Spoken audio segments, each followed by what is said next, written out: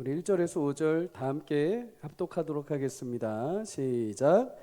유다의 왕들 요담과 아하스와 히스기야 시대에 모레셋 사람 미가에게 임한 여호와의 말씀 곧 사마리아와 예루살렘에 관한 묵시라.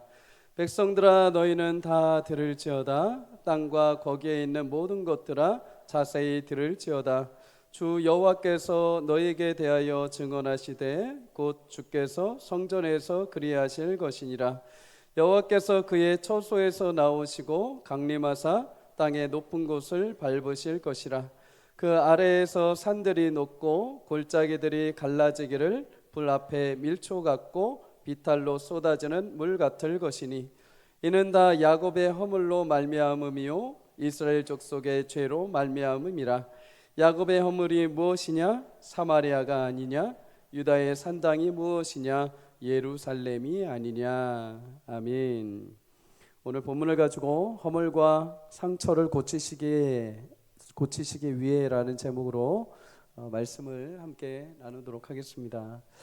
25일 성탄절을 이제 준비하면서 성탄절은 예수님이 육신을 입고 이 땅에 태어나신 귀한 날을 기념하는 날입니다. 기념하는 날, 축하하는 날이죠. 성탄절을 맞이해서 우리는 왜 성탄절을 기뻐해야 되고 또 예수님을 축하해야 되고 또 왜 그날을 기다려야 되는지를 한 번 정도는 생각해 볼 필요가 있습니다. 하나님과 동일한 신성을 가지신 예수님이 왜 굳이 이 땅에 오셔야 했는가? 그리고 이 땅에 오셔서 행하신 일은 무엇인가?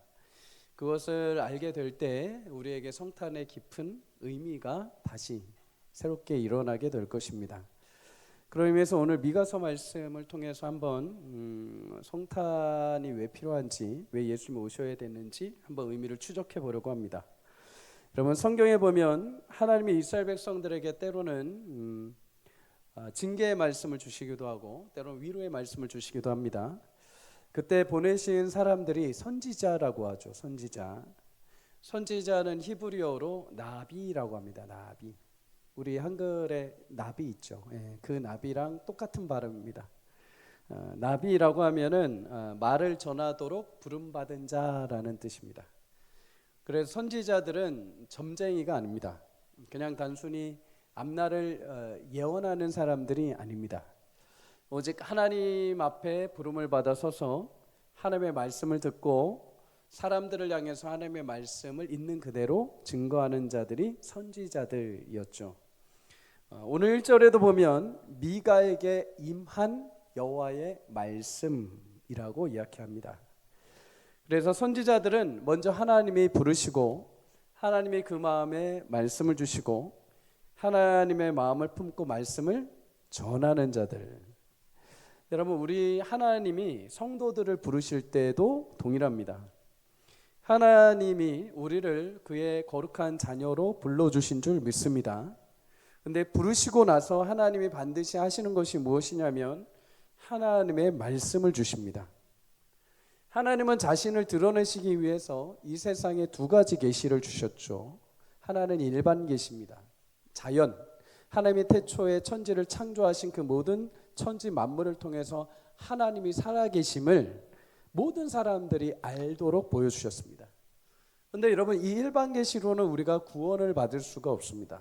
특별한 계시, 특별히 하나님께서 우리 가운데 찾아오셔서 구원하시고자 하신 약속의 말씀이 나의 말씀으로 와야 그 말씀을 통해 우리가 구원을 얻을 수가 있습니다. 하나님의 자녀로 우리를 부르셨다면 하나님은 반드시 그 개인에게 그 말씀을 주십니다. 똑같은 말씀을 읽는데 어느 날 이 말씀이 내게 다가오셔서 나를 위해 진짜 하나님이 사랑하셨고 나를 구원하셨구나라는 확증과 믿음으로 이 말씀이 내 안에 불같이 일어나게 되죠. 여러분, 하나님이 부르셨다면 반드시 하나님의 말씀을 주시는 줄 믿습니다. 지난주에 새가족 환영회 때도 성도님 한 분이 이런 말씀을 하셨어요. 간증을. 개인적으로 마음이 힘들고 어려운 일이 있는데 예배 가운데 하나님이 자신에게 필요한 말씀을 주셨다는 거예요. 여러분, 그분이 오신 지 이제 한 2-3주밖에 되지 않습니다. 누구도 그분의 사정을 모릅니다. 그분의 어려움을 알지 못합니다. 심지어 저도 모릅니다. 그런데 예배 가운데 마음의 말씀을 통해 위로와 힘을 얻을 수 있었다는 것, 하나님은 그 자녀를 부르셔서 때와 시에 맞춰서 필요한 말씀을 그에게 주셨기 때문인 줄 믿습니다. 여러분, 매일의 삶에 하나님이 때를 따라 시를 따라 여러분에게 귀한 말씀을 주시는 축복이 있기를 주의 이름으로 소망합니다. 아모스 8장 11절은 말합니다. 내가 기근을 땅에 보내리니 양식이 없어서 주림이 아니요 물이 없어 가람이 아니요 여호와의 말씀을 듣지 못한 기갈이다. 여러분, 이 시대 굶주림은 먹을 것이 없는 것이 아닙니다. 입을 것이 없는 것이 아닙니다. 주의 말씀을 듣지 못하는 것이 더 심각한 영적인 기근이죠. 우리 교회 성도님들은 주의 말씀이 없어서 영혼이 마르는 일이 없기를 축복합니다. 늘 아침마다 새벽마다 주일마다 말씀으로 만나주시는 주님, 그래서 예배마다 모두 풍성하게 그 말씀으로 영혼이 살찌워지는 은혜가 있기를 바랍니다. 육체는 살 안 쪄도 되지만 영혼은 살찌시기를 바랍니다.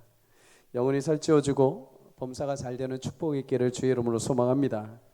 오늘 하나님은 유다의 요담, 아하스, 히스기야 왕 이 세 시대에 모레셋 사람 미가를 통해서 말씀을 주셨다라고 하죠. 오늘 2절에 이렇게 말씀을 합니다. 백성들아 너희는 다 들을지어다. 땅과 거기에 있는 모든 것들아 자세히 들을지어다. 주 여호와께서 너희에게 대하여 증언하시되 곧 주께서 성전에서 그리하실 것이니라. 아멘. 모든 백성들아 모여서 주의 말씀을 듣는데 자세히 들어라.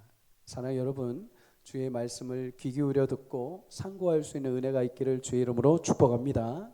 교회에 나왔는데 주의 말씀이 한 자도 내 귀에 들리지 않고 돌아가는 발걸음에 그게 기억이 나지 않는다면 죄송하지만 아모스의 말씀처럼 성전 문지방만 밟고 가는 것입니다. 그냥 딱 찍고 가는 것이죠. 오케이, 주일날 나 예배 드렸어 하고 도장 찍고 가는 것입니다.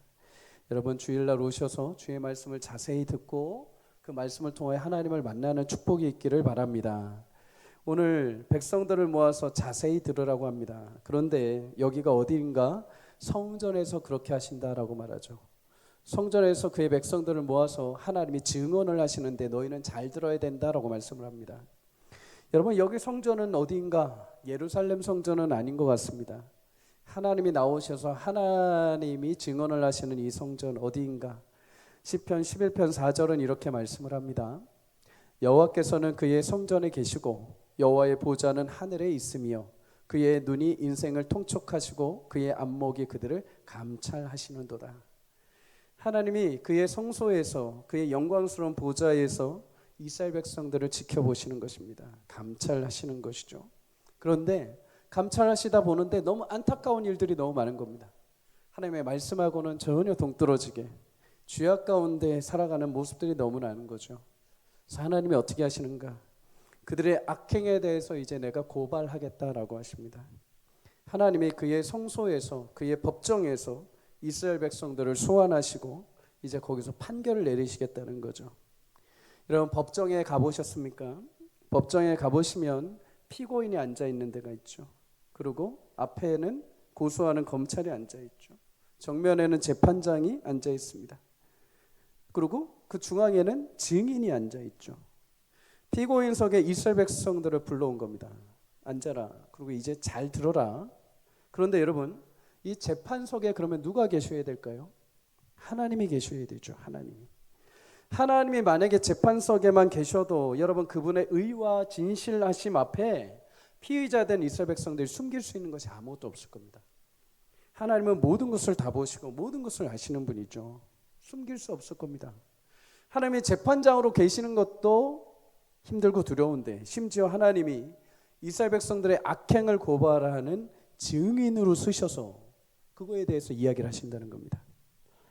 율법에 보면 증인의 증언이 있어야 피고의 죄가 성립될 수 있었습니다.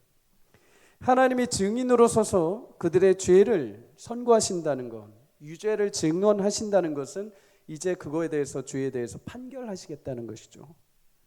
하나님이 증인이 되시고 판결하시는데 여러분, 누가 자신의 죄를 숨길 수 있겠습니까? 히브리서 4장 13절은 말합니다. 지으신 것이 하나도 그 앞에 나타나지 않음이 없다. 우리 결산을 받으실 이의 눈앞에 만물이 벌거벗은 것 같이 드러나느니라. 아무리 내가 감추고 숨겨도 거부할 수 없고 항소할 수가 없는 겁니다. 하나님이 들춰내신다면, 하나님이 고발하신다면 모든 것이 드러나게 되는 거죠. 그런데 하나님 앞에 드러난 죄악에 대해서 하나님이 이제 판결을 하시는데 뭐라고 하시는가? 3절에서 4절에 이렇게 판결을 하시죠. 여호와께서 그의 처소에서 나오시고 강림하사 땅의 높은 곳을 밟으실 것이라.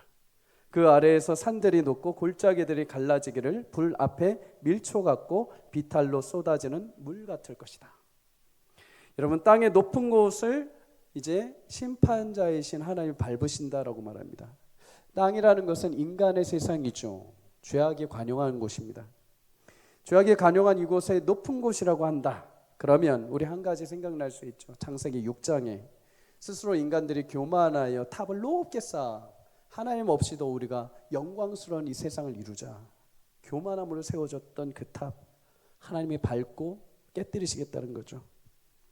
여기서 또 한 가지 의미를 발견할 수 있습니다. 여러분, 이스라엘 백성들이 우상을 섬기는데 산당이라는 것을 자주 세웠죠. 산당이라는 건 말 그대로 산에 있는 당입니다. 높은 곳에 세워진 당. 여러분, 왜 이들이 굳이 산당을 높은 곳에 세웠을까요? 산 위에 왜 굳이 세웠을까? 그들이 섬기는 우상, 그들이 섬기는 신들이 가장 가까이에서 응답할 수 있도록, 자신들이 그 신들 가까이에서 섬기면 얼마든지 빠르게 응답할 수 있다는 생각을 가지고서 높은 곳에다가 산당을 지었습니다. 산당이 이스라엘 백성들에게는 민족 문화처럼 자리를 잡게 됩니다. 그래서 산당을 무너뜨리기가 쉽지 않았습니다. 유다 왕들 가운데 보면 종교개혁을 한 왕들이 있습니다. 그런데 종교개혁을 하면서 성전을 보수하고 우상을 깨뜨리는데 이들이 산당만은 무너뜨리지 않습니다. 산당은 그대로 둡니다. 왜 그랬을까요? 그 당시에 사람들이 산당을 너무 좋아했습니다. 산당에 가서 우상 섬기는 걸 너무 좋아했습니다. 절기 행사처럼 행하고 문화처럼 행했습니다. 그러니 왕들이 만약에 산당을 무너뜨리면 어떻게 될까요? 막 시위를 합니다. 저 왕에 대해서 별로 안 좋은 마음들을 갖습니다. 그리고 왕들이 좋은 게 좋은 거지, 그냥 산당은 그대로 놔둔 것입니다. 여러분, 하나님은 그렇게 죄의 원흉이 된 산당을 높은 곳에 있다 하더라도 다 밟아서 깨뜨리시겠다라고 하십니다. 또 그러시죠. 산들이 높고 골짜기들이 갈라진다라고 하시죠. 여러분, 산이 녹는 것을 여러분 한번 보셨습니까? 저는 봤습니다. 산에 산사태가 일어나면 밀물처럼 막 끌려 내려갑니다. 쫙 쓸어 내려갑니다. 집이고 나무고 돌이고 뭐 없습니다. 그냥 물처럼 쭉 흘러 내려갑니다. 여러분, 산속 아무리 깊은 곳에 내가 심판을 피해서 숨었다 하더라도 하나님이 산사태처럼 산을 녹여버리시면 그 가운데 내가 그 심판을 다 온전히 뒤집어 써야 되죠. 골짜기들이 갈라진다고 하십니다. 골짜기가 갈라지면 여러분 뭐가 될까요? 골짜기가 갈라지면 건널 수 없는 절벽이 되죠. 하나님의 죄에 대한 심판은 이처럼 내가 산으로 피해든 깊은 골짜기 피해든 피할 수가 없습니다. 숨길 수가 없는 거죠. 그러면 여러분, 이런 심판 앞에 사람들의 마음이 어떨까요? 산이 막 녹아내리고 골짜기가 깊어져서 절벽의 현실을 찾아오면 이 심판 앞에 있는 모든 사람들의 마음은 불 앞에 밀초 같고 비탈로 쏟아지는 물 같다라고 말합니다. 여러분, 밀초라는 것은 벌집에서 얻은 천연 왁스입니다. 기름입니다. 초에 사용하는 것처럼. 여러분, 초가 불 가운데 가까이 가면 어떻게 될까요? 그냥 바로 녹아버립니다. 밀초가 불에 가까이 가면 저항할 수 없을 만큼 바로 녹아버리는 것처럼, 비탈로 흐르는 물처럼 하나님의 심판 앞에, 죄에 대한 심판 앞에 우리 인생은 무기력하고 두려움에 휩싸일 수밖에 없고 마음이 녹을 수밖에 없다는 거죠. 여호수아서에 보면 이스라엘 백성들이 40년 동안 광야 생활을 하다가 이제 여리고 앞에 딱 서게 됩니다. 여리고 성을 정탐하게 되죠. 정탐꾼이 들어가서 기생 라합 집에 들어가게 됩니다. 그때 기생 라합이 이 두 정탐꾼에게 이야기를 하죠. 너희의 이야기를 듣고 우리 마음에 간담이 녹았다. 너희를 통해 하나님 일하시는 것을 보고 하나님 역사하시는 소식을 듣고 우리 마음이 다 이미 녹아내렸다. 공격도 하지 않았는데 이미 하나님의 소식을 듣고 이미 마음이 물처럼 녹아버린 것입니다. 여러분, 하나님이 우리 인생 가운데 오셔서 죄로 인한 심판을 하시는데 누가 그 마음을 지킬 수 있으며 누가 그것을 피할 수 있으며 누가 그것을 숨길 수 있겠습니까? 하나님은 그렇게 심판하시겠다는 거죠. 그렇다면 하나님은 왜 미가를 통해서 이런 심판을 선포하시는가? 오늘 5절에 이렇게 말씀을 합니다. 함께 읽습니다. 시작. 이는 다 야곱의 허물로 말미암으며 이스라엘 족속의 죄로 말미암음이라.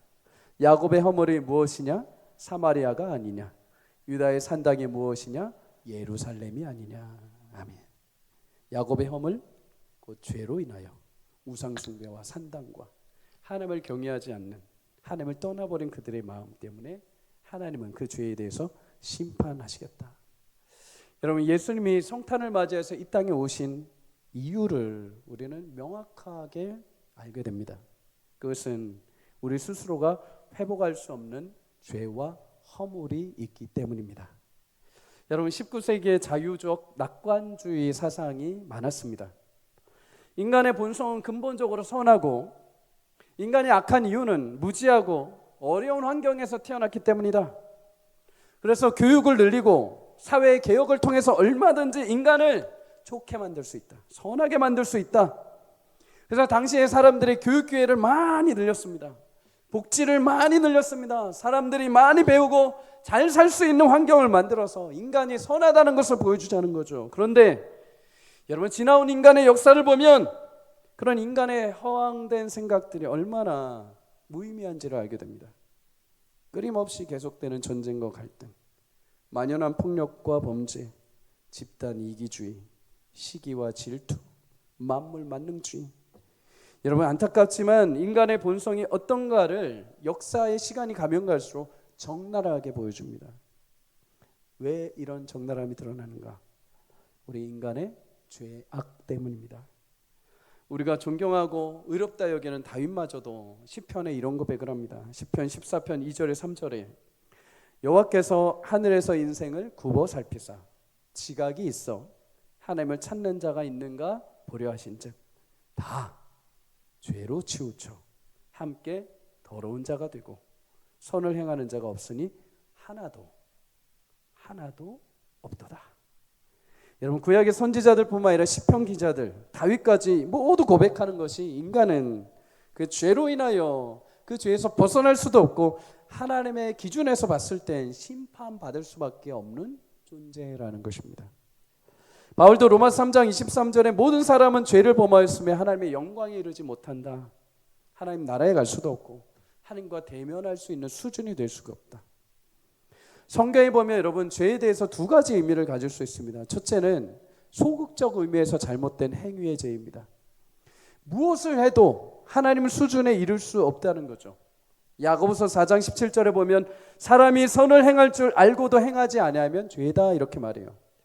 근데 여러분, 죄인된 신분에서 마땅히 그것을 선한 것이라고 생각을 하고 하나님이 기뻐하실 만한 일이라고 알면서도 외면하고 행하지 않는다는 거예요. 알지만 안 한다는 겁니다. 하나님 수준에 이룰 수 있는 자격과 조건이 안 되는 겁니다. 뭐를 해도 아무리 내가 선하게 살고 아무리 내가 많은 사람에게 봉사를 하고 아무리 내가 착하게 살아도 하나님이 구원하신 그 기준에 도달할 수가 없다. 두 번째는 적극적 의미에서 잘못된 행위이죠. 요한일서 3장 4절은 말합니다. 죄를 짓는 자마다 불법을 행하나니 죄는 불법이라. 분명히 저게 죄인지 압니다. 저게 분명히 안 좋은 거 압니다. 저거 분명 하면 안 되는 거 아는데 합니다. 그게 우리 죄인의 한계라는 거죠. 여러분, 이런 인간의 죄에 대한 하나님의 심판은 아주 명확하십니다. 로마서 6장 23절에 죄의 삭은 사망이라. 여기서 사망은 단순히 육체적인 죽음만 끝나는 것이 아닙니다. 마태복음 25장 30절에 예수님은 지옥을 바깥 어두운 곳이다 라고 말씀하십니다. 하나님이 거하시는 영광스러운 그 성소 하나님 나라, 거기서 바깥이라는 거죠. 하나님이 없는 곳은 어둠입니다. 하나님이 없는 곳은 절망입니다. 하나님이 없는 곳은 바깥입니다. 그런데 여러분, 심판받아 우리가 가게 되는 곳은 어디냐? 하나님이 없는 곳, 하나님이 쫓아내시는 곳, 하나님의 존전을 다시는 볼 수 없는 곳, 하나님의 회복과 하나님의 영광은 다시는 만날 수 없는 영혼의 무서운 밤을 맞이하는 갈증으로 가득한 자리로 가게 된다는 거죠. 여러분, 그러니 이 죄라는 것에 대한 심판이 얼마나 무서운 것입니까? 한번 정해지면 이거는 상고가 없습니다. 한번 정해지면 이거는 나중에 열심히 뭔가 잘해서 뭐 이렇게 무기수로 나오거나 그런 거 없습니다. 한번 정해지면 영원히 그렇게 되는 겁니다. 그러면 오늘 여러분, 미가서 말씀이 죄에 대해서 이렇게 고발하고 심판하시는데, 그러면 이 말씀 속에 우리가 어떻게 이 땅에 오신 예수님에 대한 소망을 발견할 수 있는가? 오늘 여러분 1절을 다시 보면 요담과 아하스 히스기야 시대 하나님의 모레셋 사람 미가에게 말씀을 주셨다라고 합니다. 여러분, 미가를 통해서 하나님이 죄에 대해 회개하고 돌이키지 않는 자들에 대한 심판의 형벌이 임할 것을 말씀하고 계시는 거죠. 근데 하나님은 이 시대에 미가 혼자만 보내지 않으셨습니다. 선지자 미가만 보내지 않으시고 동시대에 하나님은 미가와 더불어서 3명의 선지자에게 더 말씀을 주시고 그들에게도 똑같이 북이스라엘과 남유다에 가서 말씀을 전하게 하셨습니다. 그들이 아모스, 호세아, 이사야, 그리고 미가입니다. 여러분, 한 명만 보내도 됩니다. 한 명만 말씀 주셔서 그만 보내셔서 그를 통해서 돌아와라, 하나님 사랑하신다, 회개하면 하나님 구원하신다, 한 사람만 보내도 됩니다. 그런데 똑같은 시대에 굳이 하나님이 4명의 선지자에게 말씀을 주시고 이들 4명을 다 보내십니다. 이유가 뭘까요? 누구 전화를 받으십시오. 그만큼 하나님이 이스라엘 백성을 포기하지 않고 끝까지 사랑하신다는 것입니다. 그럼 먼저 하나님이 아모스를 보내십니다. 아모스 선지자. 아모스 선지자는 굉장히 논리적인 사람, 냉철한 사람, 눈물 흘리지 않습니다. 강하게 말씀을 선포하는 사람입니다. 그는 단호하게 이스라엘의 부유층들, 죄악 가운데 있는 자들, 인애가 없는 그 사회 현실, 그리고 형식적으로 성전 문만 밟고 돌아가는 이스라엘 백성들의 형식적인 예배 형식에 대해서 적나라하게 꼬집습니다. 차라리 그러려면 하지 마라. 하나님 안 받으신다. 여러분, 이렇게 선포하는데도 이스라엘 백성들이 돌아오질 않습니다. 하나님 이번에는 호세아 선지자를 보내십니다. 호세아 선지자를 보내셔서 시청각 교육을 하게 하시죠. 호세아야, 너 저기 가서 음란한 여인 고멜과 결혼해라. 아유, 하나님, 인생에 한 번 있는 결혼인데 저도 이쁘고 착하고 참 귀한 여인과 결혼하고 싶은데요. 아니다. 너의 짝은, 내가 예배한 짝은 저 음란한 여인 고멜이다. 호세아가 가서 결혼합니다. 아내를 맞이하고 자식까지 낳습니다. 근데 이 여인이 안타깝게도 나가서 또 바람을 핍니다. 아, 하나님 이제 이혼해도 되나요? 아니다. 다시 데려와라. 다시 데려옵니다. 다시 사랑합니다. 무슨 말일까요? 하나님 이스라엘 백성들 그렇게 사랑하신다는 겁니다. 포기하지 않을 거니 돌아오기만 해라. 다시 오기만 해라. 너희가 아무리 우상 숭배를 하고 배도를 해도 나 끝까지 너희를 사랑할 거다. 이걸 호세 한 명을 통해서 보여주셨습니다. 그런데도 이스라엘 백성들이 돌아오지 않습니다. 그래서 이번에 하나님이 이사야 선지자를 보내십니다. 여러분, 이사야 선지자는 하나님을 직접 말씀을 들은 것뿐만 아니라 직접 보았던 사람입니다. 대면했던 사람. 화로다 나의 망하게 되었도다. 나는 부정한 사람이요 부정한 백성 중에 있으면서 만군의 여호와 하나님을 배웠다. 당시의 사람들은 죄가 있어서 영원하신 하나님을 만나면 그 자리에서 즉사한다고 생각을 했습니다. 실제적으로도 그랬죠. 그런데 하나님을 대면하니 이사야가 얼마나 벌벌 떨었겠습니까? 근데 이사야가 죽지 않습니다. 하나님 대신 말씀을 주시고 가서 전하게 하시죠. 여러분, 생각해 보십시오. 어제 하나님 만난 사람입니다. 그럼 그 사람이 전도하면 그 입술의 고백에 성령의 능력이 나타나지 않겠습니까? 그 전하는 말에 막 전율이 일어나지 않겠습니까? 어제 내가 만난 하나님을 증거하는데 뜨겁게 당장 오늘 안 믿으면 진짜 죽어 하나님이 살아계셔 하면서 막 전하는데 어찌 이게 안 들을 수 있겠습니까? 근데 이렇게 울림이 있고 떨림이 있는 선포에도 이스라엘 백성들이 미동을 하지 않습니다. 그러면 여러분 이제 하나님 남은 방법은 딱 하나입니다. 우는 겁니다. 애통하는 겁니다. 울부짖는 것. 그게 바로 미가입니다. 여러분 미가는 이스라엘 백성들의 죄악을 고발함과 동시에 오늘 읽지 않았지만 8절에 그렇게 고발함과 동시에 애통합니다. 탄식합니다. 눈물을 흘립니다. 하나님의 심판 앞에 처절하게 죄에 대한 심판을 받게 될 자신의 민족을 바라보면서 너무나 가슴이 아픈 겁니다. 그래서 하나님 앞에 통곡하며 자복하며 그 말씀을 선포를 하게 되는 거죠. 여러분 이렇게 하나님은 이스라엘을 포기할 수 없어서 계속해서 선지자를 보내십니다. 하나님이 이렇게 해서 포기하지 않고 성경에서 선지자를 보내신 거에 대해서 성경은 이렇게 말씀을 합니다. 역대하 36장 15절에 그 조상들의 하나님 여호와께서 그의 백성과 그 거하시는 곳을 아끼사 부지런히 그의 사신들을 그 백성에게 보내어 이르셨으나 그의 백성이 하나님의 사신들을 비웃고 그의 말씀을 멸시하며 그의 선지자를 욕하여 여호와의 진노를 그의 백성에게 미치게 하여 회복할 수 없게 하였도다. 하나님이 부지런하게 그의 말씀의 선지자를 보내십니다. 그런데 백성들이 부지런하게 하나님의 말씀을 안 받습니다. 그럼에도 하나님 포기하지 않고 계속해서 보내십니다. 여러분 하나님이 우리를 향한 부지런함은 하다가 안 돼서 하시는 것이 아니라 끝까지 사랑하시겠다고 작정하신 하나님의 부지런함이십니다. 누가복음 15장에 보면 잃었던 것을 찾은 세 가지 비유가 나오죠. 양 100마리 가운데 한 마리를 잃어버렸습니다.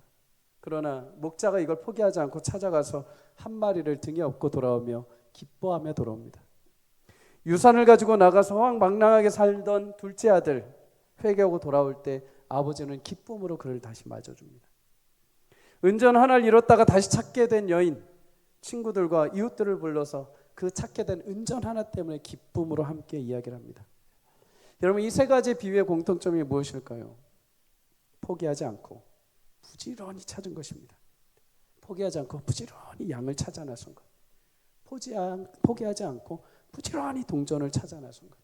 포기하지 않고 끝까지 아들이 오기를 기다리는 것. 누가복음 15장 8절은 말합니다.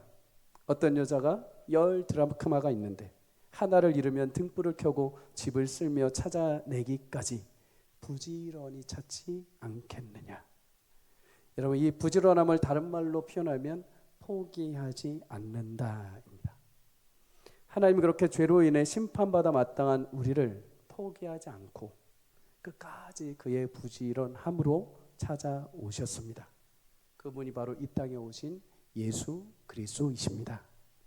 예수님은 그냥 단지 시간에 맞춰서 오신 분이 아닙니다. 예수님은 단지 그냥 이 땅에 어떤 땅인지 마실라 오신 분이 아닙니다. 그분은 그렇게 구약에서부터 하나님이 수많은 선지자를 통해서 약속의 말씀을 주셨는데도 불구하고 거부하고 때리고 죽이고 받지 않은 백성들, 그 허물 많은 백성들을 하나님이 끝까지 포기하지 않고 사랑하시고 살리시기 위해서 하나님이 이제 말씀의 주인이신 예수님 그분 자체를 이 땅에 보내십니다. 히브리서 1장 1절에서 2절은 말합니다. 옛적에 선지자들을 통하여서 여러 부분과 여러 모양으로 우리 조상들에게 말씀하신 하나님이 이 모든 마지막에는 아들을 통하여 우리에게 말씀하셨다.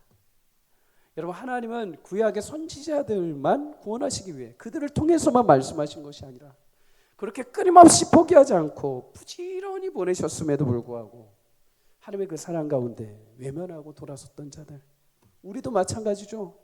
우리도 그 시대에 아마 살았으면 아마 그 선지자들 다 때리고 욕하고 죽였을지 모릅니다. 하나님은 이제 더 이상 되지 않기에 이제 마지막 방법이 무엇이냐? 자신이 오신 것입니다. 말씀이신 그분, 육신으로 이 땅 가운데 오신 분. 요한복음 1장 14절에 말씀이 육신이 되어 우리 가운데 오셨다. 내가 너희를 끝까지 사랑할 것이고 포기하지 않을 것이다. 그 약속의 말씀을 입으시고 예수님이 이 땅에 육신의 옷을 입고 태어나신 줄 믿습니다. 이사야의 말씀처럼 우리는 다 양같이 제 갈 길로 막 갔습니다. 내가 가고 싶은 대로, 내가 하고 싶은 대로, 내가 떠나고 싶은 대로, 내가 지금 죄인인지도 모를 정도로, 내가 하나님을 지금 찾아야 되는지 안 찾아야 되는지 모를 정도로 무지막지하게 살아가는 인생. 하나님은 하나님의 거룩하신 그 부르심과 하나님의 그 열심을 포기하지 않으시고 이제 자신이 직접 오셔서 약속의 말씀으로 이 땅에 오셔서 선지자들의 죽음의 끝으로 모든 것이 망한 것이 아니라 이제 마지막 최후의 선지자이신 예수님 자신이 말씀으로 오셔서 자신의 육신을 십자가에 못 박으시고 여러분과 저의 죄를 모두 회복하시고 내가 심판의 자리에 가는 것이 아니라 그 심판의 자리를 주님이 감당하시고 나를 영원한 하나님 자리에 인도하시는 축복을 주신 줄 믿습니다. 그래서 성탄이 우리에게 놀라운 사건입니다. 온 지구를, 온 우주를 운동장 삼으시는 하나님이 작고 천한 이 지구, 작은 이 별에 육신의 옷을 입고 오신 겁니다. 온 우주를 언어 삼으시는 하나님이 작고 작은 언어에 자신의 몸을 맡기시고 그 언어를 배우시고 우리 가운데 그 언어를 베풀어 주셨습니다. 모든 이들을 밟아도, 모든 이들을 영광을 받아도 시원치 않으실 분이 오히려 가장 낮고 천한 말구에 태어나셔서 우리의 모든 아픔과 상처를 회복하시고 우리 모든 죄의 심판까지 도말하시고 축복하시는 은혜를 주셨습니다. 여러분, 예수님이 이 땅에 오셔서 공생의 시절 동안에 사역을 하실 때 누가 그 예수님을 맞이하는 줄 아십니까? 높은 제사장들이요? 지식인들이요? 율법사들이요? 아니요. 그들은 하나도 예수님을 맞이하지 않습니다. 예수님을 맞이했던 것은 내가 죄인임을 고백하는 자들, 처절한 세리들, 남들이 뭐라 하는 죄인들, 남들이 시선과 손가락질 받는 욕먹는 사람들, 남들이 부정하다 하여서 가까이 오지 않는 사람들, 자신의 질병 때문에 고통 가운데 있는 사람들, 그들 예수님 찾아오셨을 때 예수님 만나고 새롭게 되는 축복을 얻게 되었습니다. 여러분, 성탄절이 2000년부터 지금까지 2000번은 넘게 지나왔습니다. 근데 성탄절이 된다고 해서 모두가 다 그 성탄의 진짜 기쁨을 맞이하지는 않습니다. 자신이 죄인된 극심한 아픔과 심판이 얼마나 두려운 형벌인지를 아는 자들, 그것을 위해서 이 땅에 예수님 오셔서 나를 하나님의 자녀 삼아주신 그 구원의 감격과 기쁨을 아는 자들에게 성탄이 다시 한번 새로운 소망이 되고 희망이 되고 치료하시는 역사가 될 줄 믿습니다. 여러분, 이번 성탄절이 여러분의 그런 날이 되시기를 주의 이름으로 축복합니다. 밖에서 화려하게 네온 사인이, 밖에서 화려한 조명이, 밖에서 화려한 음악이 들릴 때 가장 낮은 자리에 오신 예수님을, 다시 나의 죄를 위해서 십자가에 죽으신 예수님을 바라볼 때 거기서부터 진짜 성탄의 깊은 은혜와 넓이와 감동이 체험되게 될 줄 믿습니다. 예수님이 오셨습니다. 여러분의 죄와 여러분의 모든 사마의 권세를 깨뜨리시고 부활하시고 승리를 주시기 위해 주신 줄 믿습니다. 그 예수님을 믿고 담대하게 부활의 귀한 주님의 자녀들로 이 땅을 살아가는 귀한 새로운 시작이 이번 성탄절이 되시기를 주의 이름으로 간절히 축복합니다.